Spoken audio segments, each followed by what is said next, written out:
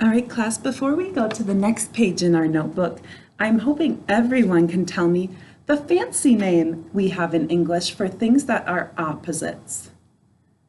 We just had this yesterday with left and right. What do we call opposites?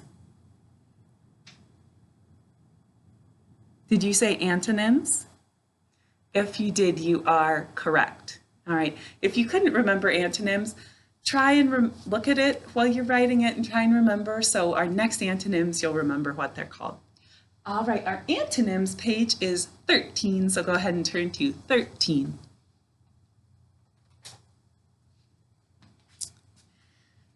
All right, we had some antonyms today. That means opposites. All right, does anyone remember the two opposites that we had today? I used a sentence about my rabbit for one of them. All right, our antonyms are male and female. All right, so the first free line you have, on this first space, we're going to write male. Before you write it, which A do we use in this kind of male? Good, we use a, ah. And how do we make it say A?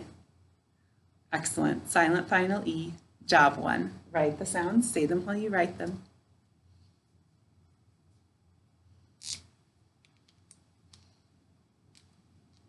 And mark it when you're finished. All right, class, what did you write to spell male? Good.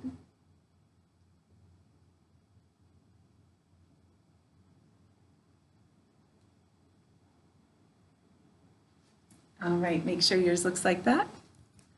All right, female, the second syllable is the same, but we add a first syllable, which is fee. Which E do we use in female? Good, we use e. And how is our e able to say it E? Good, it's in an open syllable. All right, so go ahead and write female. Before you write it, what's the first syllable? Good, fee. And the second one? Excellent, male. Write it, say it while you write it.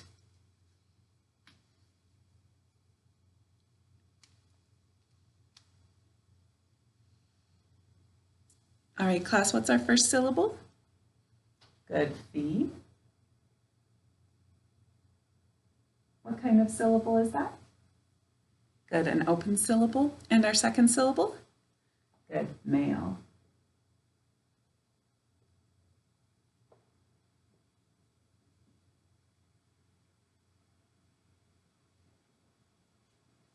All right, make sure your word looks like this.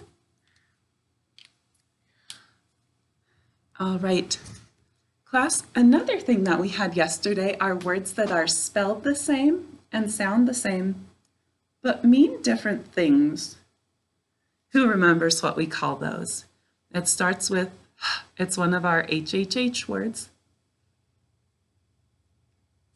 All right, if you said homonyms, that is correct. So we'll flip ahead to our next page, which is our HHH page.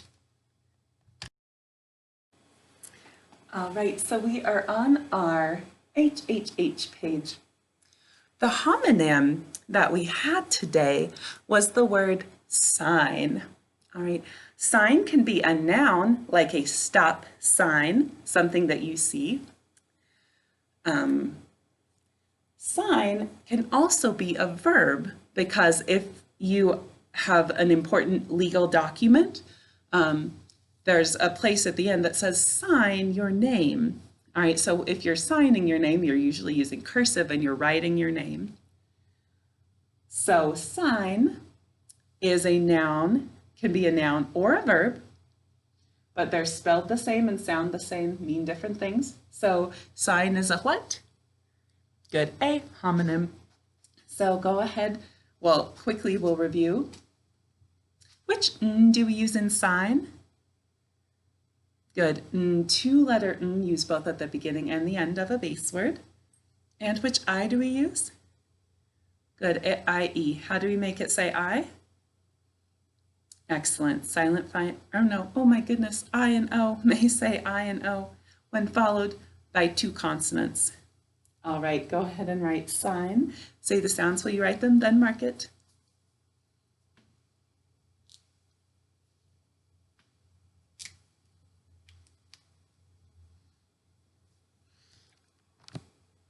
All right, class, what did you write to spell sign? Good. Which N? Good. Two-letter N used both at the beginning and the end of a base word. And make sure you're marking your I as well, since it's saying its name. All right, go ahead and write it. Say the sounds while you write it and mark it in the next box.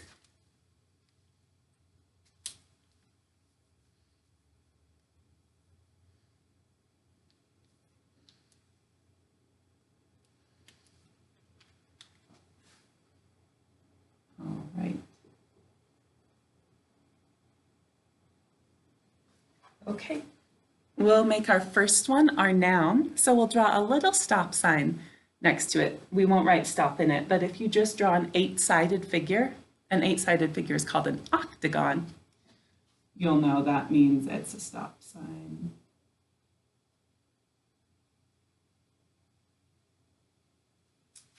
Gosh, that was harder than I thought. All right, our other sign, of course, is the verb. So what will we put next to it? A V, of course, just like we've been doing all down this homonym column. All right, but class, we also had another H word today. All right, because previously, that means before, we learned the word threw as in the past tense of throw. Yesterday, I threw a ball and it broke a window. Threw. Today, we learned a different kind of threw. All right, so those two words, through and through, are spelled differently, but they sound the same and they have different meanings. So if you don't have anything written in for the homophone column, that's our third one. Our questions, if they're the same for spelling, it's no. For sound, it's yes. And for meaning, it's no. What we have here so far is 2 and 2 and 4 and 4. All right, so we're going to add through and through. Let's start with the one we just did today. So which oo did we use in the through we learned today? Good. O, oo, uff, off, ah, ow. Go ahead and write through. Say the sounds while you write them and then mark it.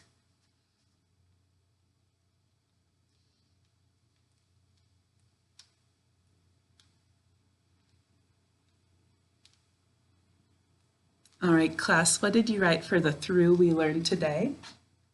Good. And which oo was it? Good. O, oo, uff, off, ah, ow. Right, and then mark it. So we need to underline our and then our o, oo, uff, off, ah, ow is underlined and gets a little 2 on top. So this is the kind of through we had today. The other one, where we use a different oo. Who remembers which oo we used in the past tense of throw? All right, did you say ooh, you that we do use at the end of English words? You did, excellent. If not, that's nice, it lets us practice this word. So we're gonna write the other through in the next column. So remember, we're using a different spelling pattern to make the oo sound.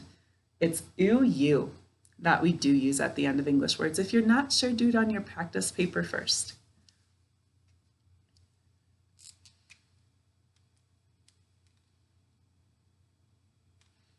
All right, class, what did you write for that through? Good. Which oo? Good. Ooh, you that we do use at the end of English words.